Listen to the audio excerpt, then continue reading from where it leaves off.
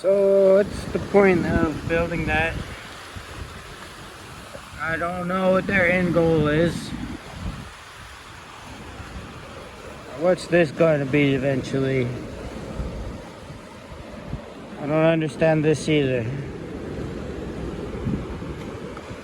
The road. What's this? What's that? And nothing here. Then they have these metal pieces drilled down into the sand.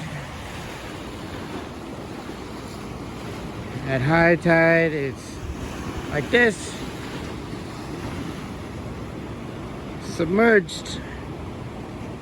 Almost completely. Waves lapping over the top. Stretches it down there. What is the point of this? It's not stopping the water. It's not stopping the water from coming over.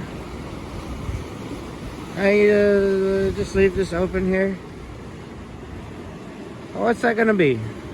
They're gonna build that up? It's gonna be a big wall? It's gonna be a big wall?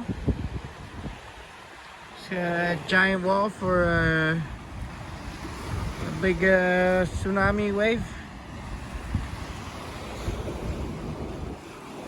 To protect what? This field here? Resort over there?